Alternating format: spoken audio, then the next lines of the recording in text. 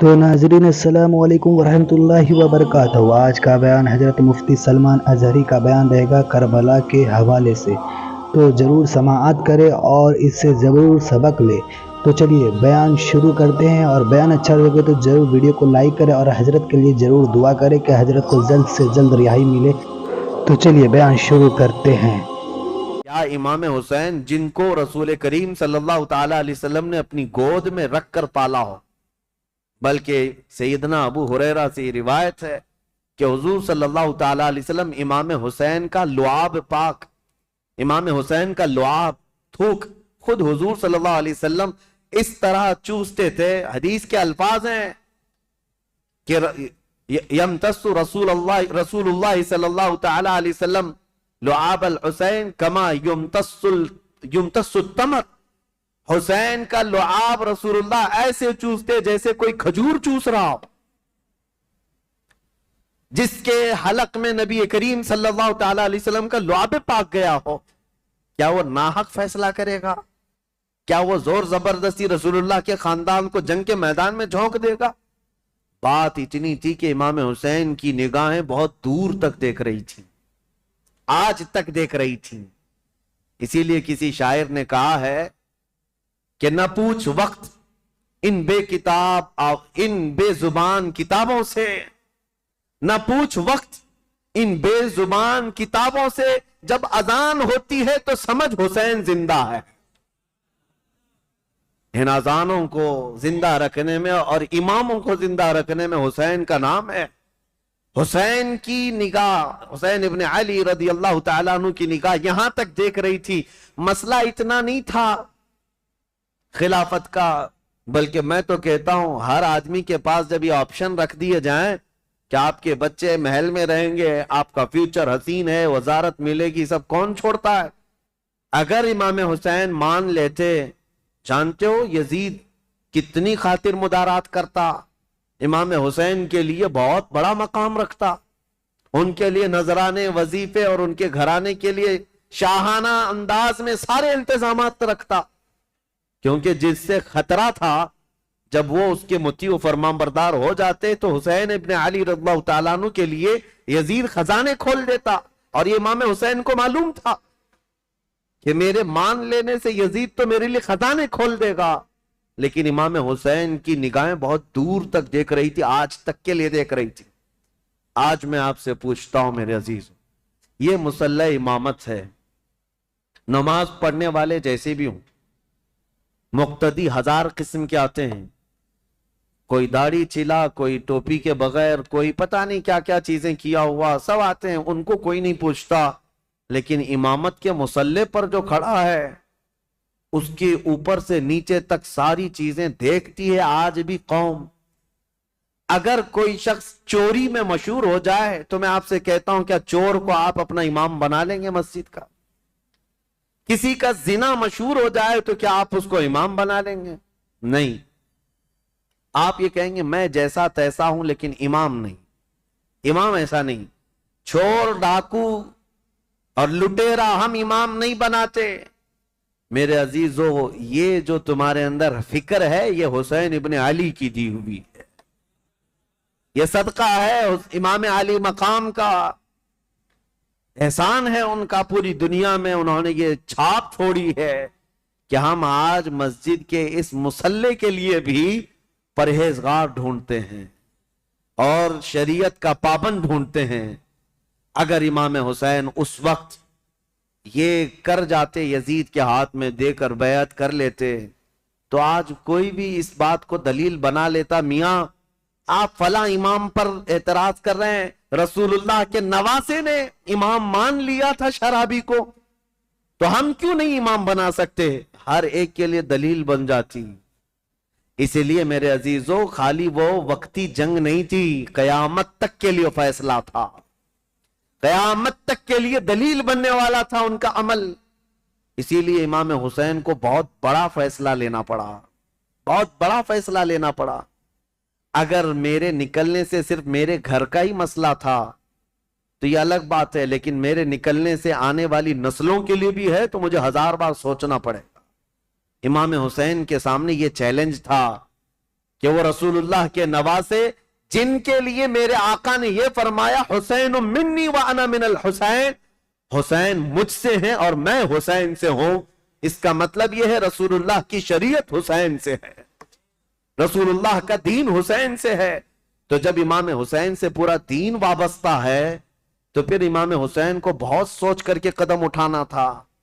ظالموں خالی صرف اتنا بک بک کہہ دینا کہ وہ خواہ اپنے خاندان کو میدان جنگ میں جھونک دیے اور سیاسی جنگ تھی یا بغاوت کیا، اپنی آخرت خراب کرتے ہو، اپنی آخرت برباد کرتے ہو، تمہیں خبر بھی نہیں ہے۔ تمہارے ساتھ اگر ایسے معاملات آ جائیں تب پتا چلے گا، دین کی تھوڑی بہت بھی سوجھ بوجھ رکھتے ہو تو ایسی حرکت کبھی نہیں کر سکتے۔ اب امام حسین گھر والوں کو آ کر بتاتے ہیں، گھر والے تیار ہوئے، ٹھیک ہے مدینہ رسول چھوڑ کر جائیں گے۔ اور وہ رات بھی آ گئی جب رسول اللہ کا یہ عظیم نواسہ مدینے سے رخصت ہو رہا ہے، جہاں ان کی پیدائش ہوئی 4 ہجری شعبان المعظم کا مہینہ تھا جب امام حسین مدینے میں پیدا ہوئے تھے۔ اس دن رسول کریم صلی اللہ تعالی علیہ وسلم کو اتنی خوشی ہوئی تھی، اور پتہ ہے آپ کی ولادت سے پہلے حضور کی چچی ام الفضل حضرت عباس کی بیوی حضرت ام الفضل یہ آئی تھی، خواب دیکھ کر کے ڈر کر کے آئی اور کہا یا رسول اللہ صلی اللہ علیہ وسلم میں ایک بہت ہی عجیب خواب دیکھ کر کے آئی ہوں، مجھے ڈر ہے۔ کہا کیا دیکھی ہو؟ کہا بیان کرنے سے مجھے ڈر لگتا ہے۔ کہا بتائیں تو صحیح خواب کیا ہے؟ تو چچی ام الفضل نے کہا تھا میں نے کل خواب میں دیکھا آپ کے جسم کا ایک ٹکڑا کٹ گیا اور میری گود میں گرا ہے۔ حضور نے فرمایا گھبرانے کی ضرورت نہیں، فاطمہ کے گھر بیٹا پیدا ہوگا اور وہ پرورش کے لیے تمہاری گود میں ڈالا جائے گا، اور فاطمہ کا بیٹا میرے جسم کا ٹکڑا ہے۔ جو رسول کریم صلی اللہ تعالی علیہ وسلم نے جس کو اپنے جسم کا ٹکڑا کہا وہ مدینے میں پروان چڑھا ہے اور مدینے میں آنکھیں کھولی ہیں، خطبہ رسول کو سنا ہے، حسین پرورش ہے صحابہ کی جھرمٹ میں، ماں فاطمہ الزہرا اور باپ حیدر کرار، نانا رسولوں کا سردار۔ اس عظیم جوان کو میدان میں اترنے کے لیے اب جو وقت آیا وہ عجیب اتفاق تھا کہ اپنا شہر چھوڑنا ہوا۔ امام حسین کہتے ہیں میرے نانا نے یہ فرمایا تھا کہ ہر نبی اس جگہ دفن ہوتا ہے جو جگہ اسے سب سے زیادہ محبوب ہوتی، لہذا سید الانبیاء جہاں دفن ہے تو مدینہ ان کو سب سے زیادہ محبوب ہے۔ لیکن عجیب اتفاق ہے اے حسین، رسول کا جو سب سے محبوب علاقہ ہے وہ مجھ سے چھوٹا چلا جا رہا ہے۔ امام حسین اپنے خاندان کو لے کر حضور صلی اللہ علیہ وسلم کے روضے پر آئے اور آتے ساتھ رو پڑے، کہا نانا جان یہ وہی شہر ہے جہاں میں آپ کے کندھوں کی سواری کرتا تھا، یہاں کے در و دیوار گواہ ہیں اور یہاں موجود لوگ بھی گواہ ہیں کہ آپ سے جو میری محبت تھی یا مجھ سے جو آپ کی محبت تھی اس کے قصے مشہور ہیں۔ لیکن آج میں مدینے سے رخصت ہو رہا ہوں، اس لیے نہیں کہ مجھے کوئی جائیداد بنانی ہے، صرف اس لیے کہ آپ کے دین پر کوئی آنچ آنے نہ پائے۔ امام حسین حضور اکرم صلی اللہ تعالی علیہ وسلم کے روضہ اطہر سے اجازت لیتے ہوئے نکلے تھے۔ مدینے والے کہتے ہیں وہ عجیب سما تھا کہ مدینے والے دیکھتے رہ گئے۔ اہل بیت کا قافلہ جب نکل رہا تھا، اس میں حضرت امام حسین کے بھتیجے، بیٹے، بیٹیاں، بہن اور کئی لوگ شامل تھے۔ یہ قافلہ بعد میں بڑھتا چلا گیا لیکن مدینے سے نکلنے والے قافلے میں اتنے تھے۔ اور پھر امام حسین اپنی والدہ ماجدہ سیدہ کائنات فاطمہ الزہرا کی قبر کے پاس آئے اور بے اختیار رو پڑے، اپنی ماں کو آخری مرتبہ سلام کہہ رہے تھے۔ مدینے والے کہتے ہیں کہ حسین کا جانا ہم نے دیکھا تھا، حسین واپس مدینے کبھی نہ آئے، اور مدینے والے روکتے رہے کہ ہم آپ کی بیعت بھی کریں گے اور آپ کی حمایت بھی کریں گے، آپ مدینے سے نہ جائیں۔ کئی لوگ آپ کے جبے کو تھام کر پکڑے ہوئے تھے، کہا ہم آپ کو چلتا پھرتا دیکھتے ہیں تو رسول اللہ کی یاد آتی، ہم آپ کو یہاں محسوس کرتے ہیں تو ہمیں نبی پاک کی خوشبوئیں محسوس ہوتی ہیں۔ آپ اگر مدینہ خالی کر کے جائیں تو ہمیں بتائیں رسول اللہ کے گھر میں اب بچا کون؟ آپ کے بھائی شہید ہو چکے امام حسن، آپ کے باپ بھی نہیں ہیں، رسول اللہ کے گھر کی ایک نشانی آپ ہیں، اور آپ جا رہے ہیں اور اپنی اولاد کو بھی لے جا رہے ہیں۔ کیا مدینہ رسول اللہ کے گھر سے خالی ہو جائے گا؟ اگر رسول اللہ کا گھر یہاں نہیں ہے تو پھر کس کا گھر رہے گا؟ مدینے والوں کی وہاں پر جو بہتابی تھی، آہو فغاں تھے، یہاں تک کہ وہ لوگ لڑنے کو تیار ہوئے اور تلواریں نکال چکے تھے۔ کہا حسین ابن علی ہماری تلواریں ہیں، آپ کے ساتھ ہیں، اللہ کا واسطہ دیتے ہیں آپ نہ جائیں۔ امام حسین نے ایک ہی جملہ کہا، میں رہ تو جاؤں گا تمہاری باتوں پر، لیکن کل کو جو عیاش لڑکا بیٹھا ہوا ہے تخت خلافت پر یعنی یزید، یہ مقابلے کے لیے مدینہ بھی فوج بھیج دے گا اور حرم رسول کو میں مسلمانوں کے خون سے رنگین نہیں کر سکتا۔ نبی پاک کا شہر میری وجہ سے خون آلود ہو جائے، مجھے یہ گوارا نہیں۔ میں میرے نبی پاک کے شہر کا حد درجہ احترام کرتا ہوں، مجھے جانے دو۔ یہ قافلہ مدینے والوں کی آنکھوں سے اوجھل ہو گیا۔ مدینے والے کہتے ہیں راتوں کی نیند غائب ہو گئی، ہمارا چین و سکون غرق ہو گیا۔ ہم اہل بیت کے اس گھر پر آتے تھے جو رسول اللہ کے حجرے سے لگا ہوا تھا، جہاں کبھی سیدہ کائنات فاطمہ الزہرا رہا کرتی تھی۔ حضرت فاطمہ کا وہ مکان جو آج رسول اللہ کی جالیوں کے اندر آ گیا ہے، اہل مدینہ کہتے ہیں اس گھر کے اطراف ہم گھومتے تھے، اس لیے کہ ہمیں پتہ ہے اس گھر کی تاریخ کہ حضور اگر اس گھر کے اندر بیٹھے ہوتے اور قرآن اترنا ہوتا تو جبرائیل دروازے پر کھڑے ہو کر پہلے اجازت لیتے پھر گھر میں آتے تھے۔ دوسری جگہوں پر جبرائیل امین براہ راست حضور پر وحی لے کر آتے تھے، آیتیں لے کر آتے، لیکن جب فاطمہ الزہرا کے گھر میں حضور ہوتے تھے تو جبرائیل اجازت لے کر آتے تھے۔ اہل مدینہ کہتے ہیں وہ گھر خالی ہو چکا تھا، اس گھر کے اندر اب کوئی نہیں تھا۔ اہل بیت نبوت کا یہ گھرانہ، رسول اللہ کا یہ خاندان سب چل پڑا تھا۔ مدینے والے کہتے بھی تھے کہ کیسا وقت آ گیا کہ آج نبی پاک نے جس مدینے کو عظمت کا بلند مقام دے دیا، اس مدینے میں ان کے ہی گھر کے لوگ رہنے کے لیے آج پریشان کیے جا رہے ہیں، ستائے جا رہے ہیں اور یہاں سے ہجرت کرنے پر مجبور کیے گئے۔ امام حسین ابن علی رضی اللہ تعالیٰ اپنے خاندان سمیت نکل کر کے مکہ مکرمہ پہنچے۔ شعبان المعظم کا مہینہ تھا، تقریباً 4 تاریخ تھی جو حضرت امام حسین کی پیدائش کی تاریخ۔ جب تقریباً 4 شعبان کی تاریخ 4 شعبان کو مکہ مکرمہ میں داخل ہوئے، مکہ والوں نے شاندار استقبال کیا۔ عبداللہ بن زبیر بھی وہاں تھے، عبداللہ بن عمر بھی وہاں تھے۔ انہوں نے کہا حسین ابن علی آپ آ گئے مدینے سے سلامتی کے ساتھ، اہلاً و سہلاً مرحبا، آپ کے لیے مبارکبادی ہو۔ ولید بن عقبہ سے، مروان بن حکم سے، یزید سے آپ نے جان بچا لی، اب امن و امان میں آپ رہیں۔ مکہ مکرمہ میں یہ خاندان نبوت اہل بیت کا گھرانہ خوشحالی کے ساتھ رہ رہا تھا، لیکن برا ہو ان کوفی شیعوں کا۔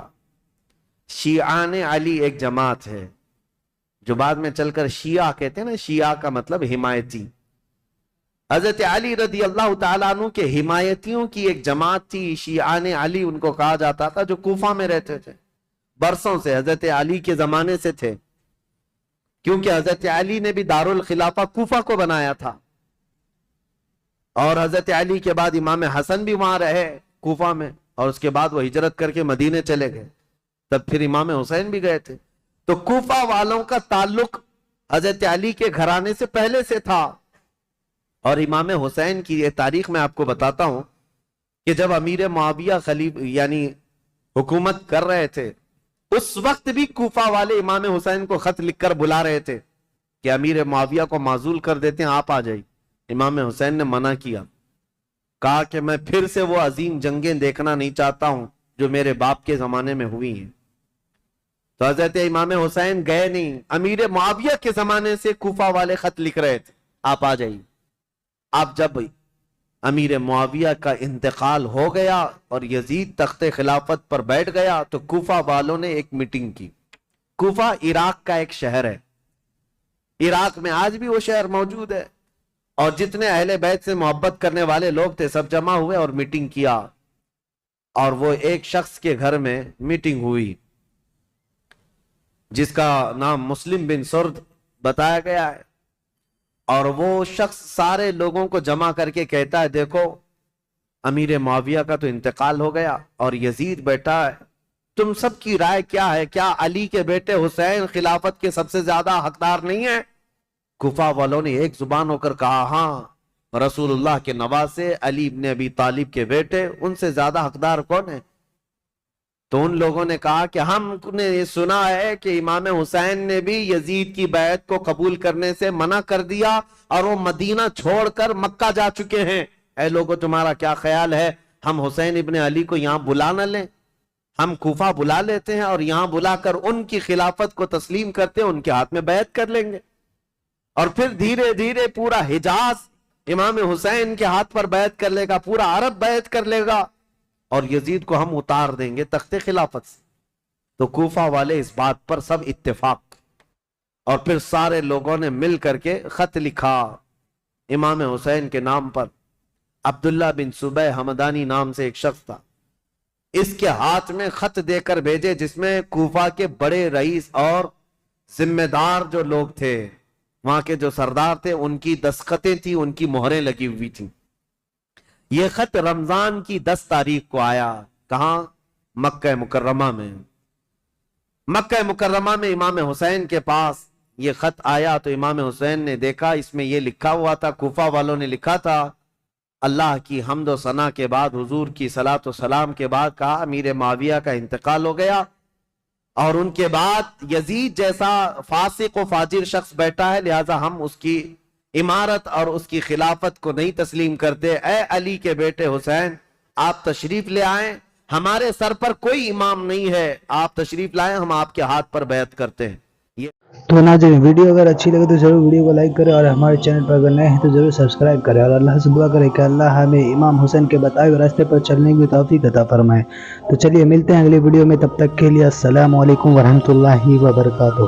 سبسکرائب کیجئے ہمارے چینل ذکر رسول کو اور بیل آئیکن کو پریس کیجئے جس سے آپ کو ہمارے نیو ویڈیو کی نوٹیفیکیشن ملتی رہے. ویڈیو اچھی لگے تو ہمارے ویڈیو کو لائک کریں اور ہمارے چینل کو سبسکرائب کریں.